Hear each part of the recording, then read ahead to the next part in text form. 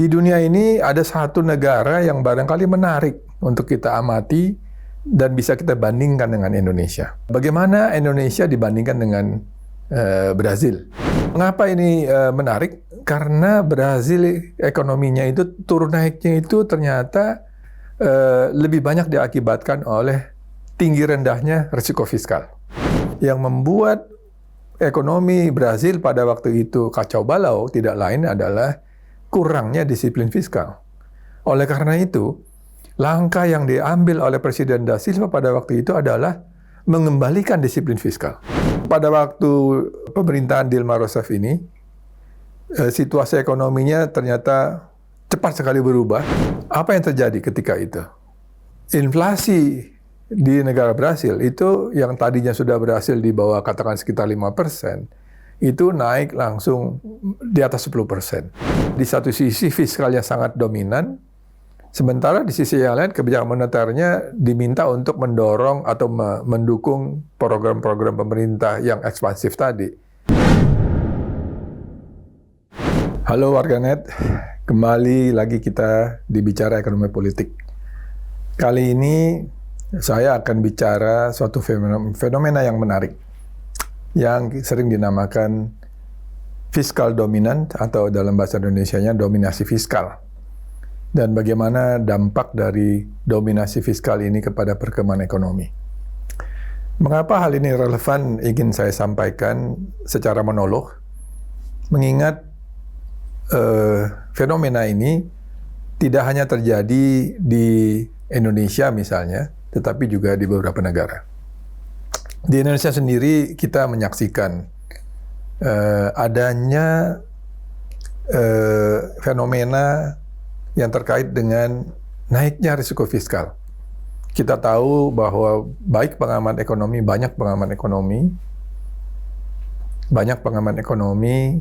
hingga rating agency, terutama yang berasal dari luar negeri, itu memperhitungkan bahwa risiko fiskal di Indonesia itu naik karena adanya beberapa fenomena yang sekarang sedang terjadi.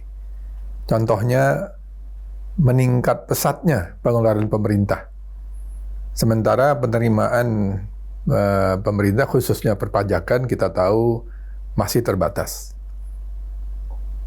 Yang kedua, kita juga banyak yang memprediksi defisit fiskal itu akan naik, bahkan mungkin lebih dari 3%. Mudah-mudahan saja tidak.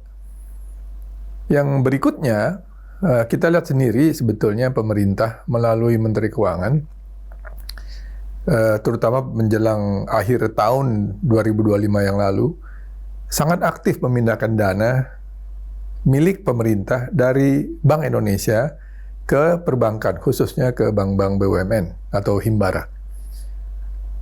Ini tentu saja akan mengakibatkan keleluasaan Bank Indonesia dalam mengelola likuiditas itu akan bisa bertabrakan dengan kepentingan stabilisasi moneter.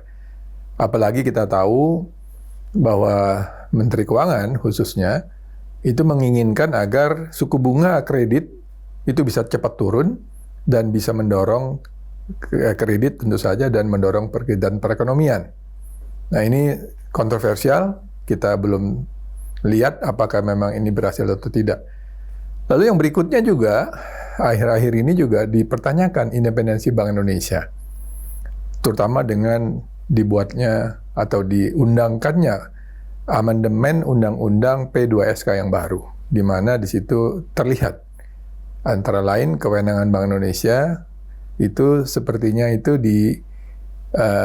katakanlah diintervensi dengan beberapa pasal-pasal yang bisa mengakibatkan jabatan Dewan Gubernur di Bank Indonesia itu berakhir. Dan ini tentu saja akan menimbulkan pertanyaan, ini untuk apa dilakukan? Apakah di tengah-tengah terbatasnya penerimaan negara, itu pemerintah sudah punya ancang-ancang untuk menggunakan deficit financing atau mencetak uang dari Bank Indonesia. Nah ini yang lain lagi kita lihat, baru saja keluar juga beberapa peraturan baru yang terkait dengan Danantara misalnya. Kita tahu bahwa Danantara ini dibentuk pada awalnya itu untuk mendorong kegiatan investasi, khususnya yang terkait dengan upaya mencari keuntungan. Namun rupanya dipandang perlu, sekarang pemerintah membentuk unit yang namanya Danantara Management Development Funds, DDMF gitu. Ini tentu saja, apalagi di dalam Undang-Undang P2SK disebutkan bahwa unit manajemen dana pembangunan ini itu dapat menerima suntikan dana dari APBN. Nah, ini beberapa hal yang membuat pasar semakin bertanya-tanya. Apakah memang kebijakan fiskal kita itu akan sangat aktif digunakan? Ini yang terkait nanti dengan katakanlah yang dinamakan fiskal dominan itu. Nah, di dunia ini ada satu negara yang barangkali menarik untuk kita amati dan bisa kita bandingkan dengan Indonesia. Coba kita lihat ya, bagaimana Indonesia dibandingkan dengan Brazil. Kita tahu Brazil ini adalah negara yang besar di Amerika Latin, sama-sama yang negara yang kaya dengan sumber daya alam, penduduknya di atas 200 juta, per kapitanya tentu dan dia memiliki size ekonomi yang sekitar 2,3-2,4 triliun US dollar, sementara Indonesia 1,2-1,3 triliun US dollar, sehingga kalau kita bagi dengan penduduk, berarti PDB per kapita Brasil itu lebih tinggi daripada kita. Brasil sudah mencapai lebih dari 10.000, sementara kita masih di bawah 5.000. Namun, kalau kita lihat tabel, kelihatan bahwa ketimpangan yang terjadi di Brasil sangat tinggi dibandingkan dengan Indonesia. Yang berikutnya juga, yang juga menarik adalah kedudukan Bank Sentral Brasil atau Banco Central do Brasil atau singkatannya BCB, itu ternyata juga sama-sama independen seperti Bank Indonesia dan dijamin oleh undang-undang. Dan dari waktu ke waktu selalu ada saja tekanan kepada Bank Sentral, baik oleh pemerintah maupun oleh katakanlah kepentingan politik. Ini biasa yang dialami oleh Bank Sentral. Namun kelihatannya BCB dalam hal ini memiliki independensi yang lebih kuat. Karena apa? Karena sasaran mereka jelas, yaitu mencapai inflasi. Menggunakan metode inflation targeting, istilahnya itu. Mereka fokusnya hanya inflasi. Nah, dengan latar belakang itu, mari kita lihat pengalaman di Brazil selama ini, dari tahun 2002 sampai dengan sekarang. Mengapa ini menarik? Karena Brazil ekonominya itu turun naiknya itu ternyata lebih banyak diakibatkan oleh tinggi rendahnya risiko fiskal. Atau menurut pakar ekonomi Profesor Olivier Blanchard, seorang pakar ekonomi jebolan MIT ya, Massachusetts Institute of Technology di Boston, di Amerika. Itu beliau menulis adanya fiskal dominan di Brazil pada waktu tahun 2000-an awal. Nah, tentu saja pertanyaannya adalah apa itu yang namanya fiskal dominan? Tadi kita sudah sebutkan bahasa Indonesianya, dominasi fiskal. Pengertiannya secara mudah adalah begini. Dominasi fiskal ini adalah suatu kondisi di mana kebijakan fiskal pemerintah, baik dari sisi pengeluaran maupun dari pembiayaan defisitnya, itu cenderung mendikte dan mengendalikan kebijakan moneter. Nah, ciri-cirinya apa? Ciri-cirinya adalah misalnya Bank Sentral diminta untuk menahan kenaikan suku bunga. Mengapa ini dilakukan? Tidak lain agar bunga utang pemerintah itu rendah. Karena biasanya kan pemerintah akan mengeluarkan surat utang. Walaupun pada waktu itu tekanan inflasinya tinggi atau kursnya melemah, ini diminta untuk menahan kenaikan suku bunga. Yang kedua, ciri-cirinya adalah Bank Sentral juga diminta untuk mendorong pertumbuhan ekonomi daripada mendahulukan stabilisasi. Walaupun situasi seperti tadi, tekanan inflasi sedang tinggi ataupun kursnya sedang melemah. Dan berikutnya, ini yang juga kita lihat, ciri-cirinya adalah bank sentral sering juga diminta untuk membeli obligasi negara, baik melalui pasar primer istilahnya, maupun pasar sekunder, tetapi seakan-akan itu berada di pasar sekunder. Sebetulnya ini akal-akalan juga, akhirnya membeli juga surat berharga atau obligasi negara itu dari pasar sekunder, tapi tujuannya untuk membiayai defisit APBN. Nah, para warganet, ini adalah katakanlah pengertian dan ciri-ciri fiskal dominan itu. Apakah kita di Indonesia ini sudah terjadi ataukah sedang terjadi? Saya kira kita sudah beberapa kali membahasnya di dalam bicara ekonomi politik kita. Saya kira dari indikator yang ada, ya saya kira kita bisa melihat bahwa ciri-ciri fiskal dominan itu ada di Indonesia. Nah, kembali kita ke Brazil sebagai negara yang kita anggap cukup relevan kita bandingkan dengan pengalaman di Indonesia. Kita akan mulai dengan situasi di mana ketika Presiden Lula da Silva memenangkan pemilu pada tahun 2002 ya. Kemudian dia berkuasa dilantik tahun 2003. Kita perlu memahami ya, Presiden Lula da Silva ini adalah presiden yang beraliran sosialis. Partai politik yang dianggap bisa memenangi suara yang terbesar waktu itu di Brazil, kelihatannya menginginkan menawarkan beberapa program kerja yang menarik masyarakat. Yang cukup menarik adalah Presiden da Silva ini, Lula da Silva, itu ternyata tadinya itu ditakutkan oleh pelaku pasar bahwa dia akan membawa kebijakan sosialisme di mana peran negara akan semakin besar, kebijakan fiskalnya akan semakin ekspansif, banyak mengeluarkan bantuan-bantuan sosial, dan sebagainya. Sehingga defisit fiskal yang selama itu dipahami oleh masyarakat baik dalam dan luar negeri menjadi ciri dari negara Brazil, itu akan semakin menjadi-jadi. Dan kita tahu bahwa sebelum Presiden Lula ini menjadi presiden, situasi negara Brazil itu memang sedang kacau, terutama ketika tahun 97-98 dan di Brazil tahun 1999 itu terjadi krisis nilai tukar. Kita juga di Indonesia dan di Asia ketika itu 97-98 juga mengalami hal yang sama. Di Brazil periodisasinya mirip seperti kita, sehingga pada waktu itu juga diambil langkah Bank Sentral Brazil dibuat menjadi independen supaya tidak mudah bagi pemerintahan yang ada di sana di Brazil untuk bisa menggunakan jalur cetak uang untuk membiayai defisitnya. Nah, itu membuat pasar agak khawatir pada waktu itu sehingga kursnya melemah karena banyak sekali arus modal keluar. Namun itu sebabnya di tahun 2003 kalau kita lihat PDB-nya itu hanya bisa tumbuh 1,1%. Ini cukup rendah ya untuk ukuran negara berkembang seperti Brazil.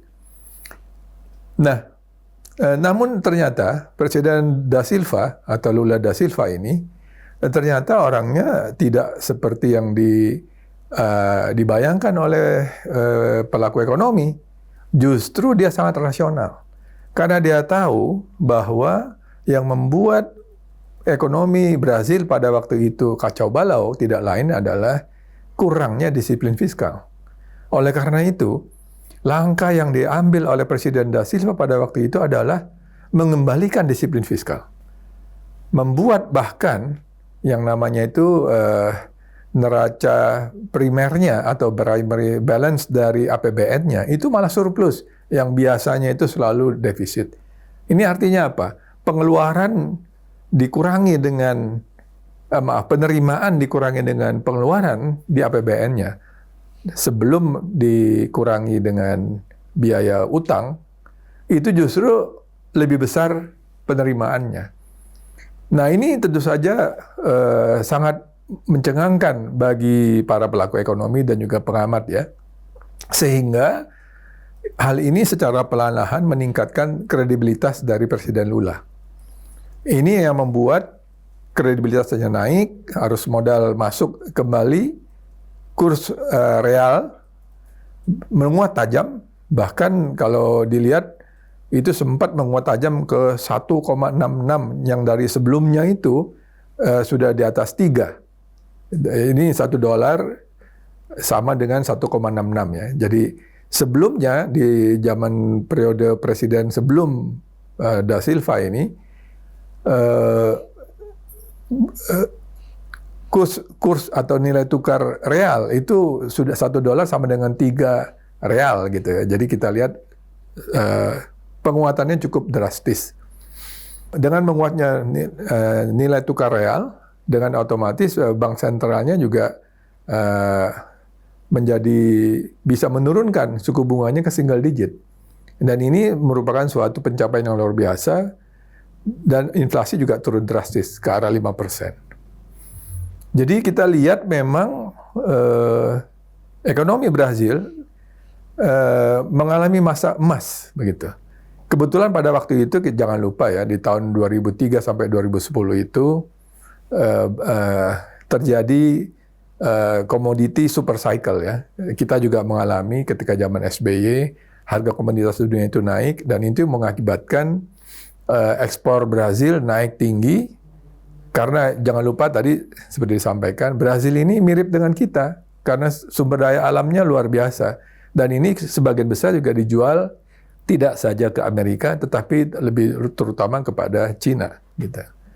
Ditambah dengan meluasnya kredit domestik, ya, kita tahu bahwa tadi Presiden Lula juga tidak lupa dengan basis konstituennya ya.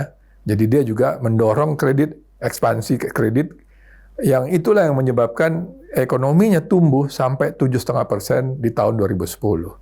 Dan ini berhasil menjadi salah satu primadona ekonomi di negara-negara di dunia, begitu.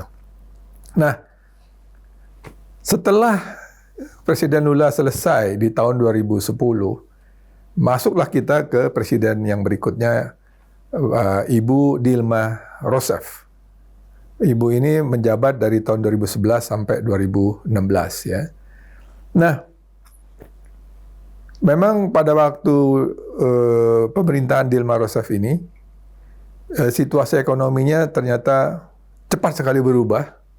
Terjadi stagflasi istilahnya. Artinya stagflasi itu adalah pertumbuhan ekonominya rendah, tapi inflasinya tinggi. Dan diikuti oleh kejatuhan ekonomi. Mengapa hal ini terjadi? Ada beberapa hal yang terlihat di situ. Nah, kita lihat bahwa pada waktu Presiden Dilma Rousseff ini memimpin Brazil, dan ini jangan lupa ya, Presiden Rousseff ini di-endorse atau katakanlah direstui oleh Presiden Lula da Silva, karena memang ini satu partai dengan beliau, beraliran sosialis. Nah, rupanya ketika Dilma Rousseff ini memimpin Brazil, kita lihat bahwa kebijakan fiskalnya sangat ekspansif. Sangat ekspansif. Bahkan karena apa? Karena dia memenuhi janjinya barangkali ya, untuk bisa mendorong pertumbuhan ekonomi di Brazil menjadi lebih tinggi lagi, mendorong agar perlindungan sosial, bantuan sosial itu lebih banyak lagi, lebih besar, dan ini mengakibatkan tentu saja defisit fiskalnya luar biasa besar, bahkan sampai di atas 10%. Barangkali kita akan melihat bahwa ini adalah sebagai bagian dari upaya Dilma Rousseff ini untuk mendorong ekonominya dengan lebih cepat lagi ya. Nah, di tengah-tengah kondisi keinginan dari Presiden dan pemerintahan Rousseff untuk mendorong ekonomi, beliau juga mencoba untuk menahan kenaikan suku bunga. Bahkan dalam tahun ketika dia baru menjadi presiden, dia mencoba menekan Banco Sentral Brasil untuk menurunkan suku bunga. Dan kalau kita lihat di tabel, ternyata bank sentralnya akhirnya nunduk juga, menurunkan suku bunga ketika tekanan inflasi naik dan nilai tukarnya mulai goyah akibat naiknya risiko fiskal. Nah, apa yang terjadi ketika itu? Inflasi di negara Brasil itu yang tadinya sudah berhasil di bawah katakan sekitar 5%, itu naik langsung di atas 10%. Nah, tentu saja bank sentralnya menyadari kesalahannya, dengan segera bank sentral itu menaikkan suku bunga sampai menuju ke 14,5%. Namun, apa yang terjadi? Ternyata kenaikan suku bunga Selic di Brasil itu dianggap terlambat. Akibatnya justru nilai tukar real itu ambruk menuju ke arah 4 real per 1 dolar. Ini bayangkan ketika zaman Presiden Lula itu sudah di bawah 2, ini lompat sampai katakanlah sampai 2 kali atau 100% ya, menuju ke arah di atas 4 real per 1 dolar. Terjadilah stagflasi, pertumbuhan ekonomi melambat, bahkan selama 2015 dan 2016 ketika di ujung pemerintahan Presiden Roosevelt itu pertumbuhan ekonomi terjadi kontraksi, minus 3 sampai 3,5%. Dan ini mengakibatkan banyak katakanlah analis yang melihat pada waktu zaman inilah terjadi yang namanya fiskal dominan. Ya mungkin kita melihat ya, bagaimana analis itu melihat dominasi fiskal ini terjadi lagi dalam periode 2015-2016 khususnya. Nah, coba kita lihat bahwa fiskal dominan yang dimaksud ini seperti apa. Jadi kita melihat bahwa dalam pemerintahan Dilma Rousseff, Brasil telah meninggalkan disiplin fiskal yang dibangun di era Lula. Pemerintah menjalankan kebijakan yang dikenal dengan nama matriks ekonomi baru. Dalam bahasa Portugalnya Nova Matriz Economica, yang dicirikan dengan pengeluaran di bidang fiskal yang ekspansif dan subsidi kredit yang besar-besaran melalui Bank Pembangunan Negara. Yang kedua, mereka juga memberikan subsidi energi dan bahan bakar dalam rangka menekan inflasi. Tetapi kita tahu ini hanya semu saja. Hasilnya yang jelas, defisit fiskal membengkak drastis, lalu pemerintah harus berhutang lebih banyak, dan bahkan pada tahun 2015, Brasil itu kehilangan status investment grade-nya dari lembaga pemeringkat seperti S&P, Moody's maupun Fitch ya. Mengapa? Karena dianggap Brasil adalah negara yang memiliki risiko investasi tinggi sekali. Jadi tidak heran ketika itu fenomena stagflasi terjadi, dan ini mengakibatkan inflasi melonjak menembus di atas 10% ya, 10,67%. Nah, dalam situasi seperti ini sebetulnya kebijakan moneter menjadi dilematis. Karena di satu sisi fiskalnya sangat dominan, sementara di sisi yang lain kebijakan moneternya diminta untuk mendorong atau mendukung program-program pemerintah yang ekspansif tadi. Nah, pada waktu itu kelihatannya gubernur bank sentralnya cukup berani. Dia dengan agresif akhirnya menaikkan suku bunga Selic ya, di sana namanya Selic, kalau di Indonesia BI rate, hingga menyentuh di atas 14%. Nah, apa yang terjadi? Disinilah muncul jebakan fiskal dominan itu. Mengapa terjadi jebakan? Karena begini, ketika suku bunga Selic itu dinaikkan, beban bunga utang pemerintah itu menjadi membengkak, sangat besar. Karena sebagian porsi utang pemerintah Brasil itu terkait langsung dengan suku bunga Selic yang ditetapkan oleh bank sentralnya. Jadi setiap kenaikan suku bunga bank sentral itu akan langsung meningkatkan beban hutang yang harus ditanggung oleh APBN-nya secara drastis. Nah, hal ini tentu saja meningkatkan katakanlah kepanikan di pasar gitu ya. Bukan maksud semula dari kenaikan suku bunga Selic itu untuk meredam inflasi, malah akhirnya dianggap itu meningkatkan ke tingkat kebangkrutan dari pemerintahan Rousseff yang dianggap tidak akan mampu bayar hutangnya apabila suku bunganya naik terlalu tinggi. Jadi kebalikannya gitu loh. Yang berikutnya akibat dari kepanikan pasar, tentu saja modal asing segera keluar, menyebabkan mata uang real terjadi depresiasi atau anjlok sangat tajam, bahkan hingga di atas 4 real per $1 pada akhir 2015. Nah, kejatuhan dari mata uang real inilah yang mendorong munculnya inflasi melalui pelemahan nilai tukar. Sehingga hal ini mengakibatkan kerja keras dari bank sentral untuk meredam inflasi dengan menggunakan suku bunga akhirnya tidak efektif gitu ya. Jadi kita lihat situasi sangat kacau pada waktu itu. Ini sepertinya seakan-akan buntu ya. Karena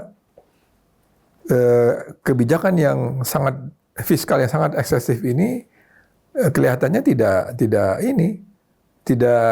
ingin diubah oleh pemerintahan Dilma Rousseff. Namun seperti kita pahami ternyata terjadi perubahan lanskap politik pada waktu itu, yaitu tiba-tiba ya muncul tuduhan bahwa Presiden Rousseff itu terlibat dalam manipulasi anggaran. Sehingga dianggap ini dia melanggar Undang-Undang Dasar atau Konstitusi, sehingga kemudian Presiden Rousseff pada Agustus 2016 itu dimakzulkan. Nah, dengan dimakzulkannya Presiden Rousseff ini, barulah kemudian kebuntuan fiskal dominan ini bisa dipecahkan. Muncul pemerintahan transisi di bawah Presiden Michel Temer. Mereka kemudian mengambil langkah-langkah yang drastis. Seperti kita tahu, ketika itu mereka mengamandemen konstitusi mereka dengan membuat yang namanya pajak ceiling pajak belanja.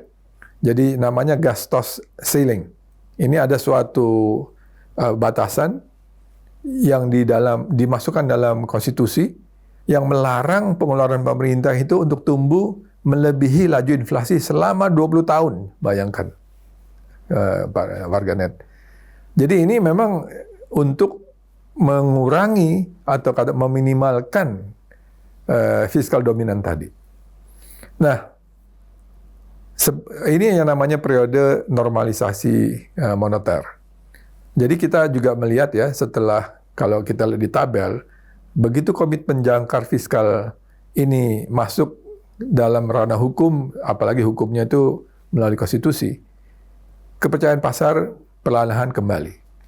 Nilai tukar real menguat, risiko kebangkrutan pemerintah Brasil turun, inflasi langsung turun dengan cepat dari 10,6% pada tahun 2015 menjadi hanya 2,95%, di bawah 3% pada tahun 2017.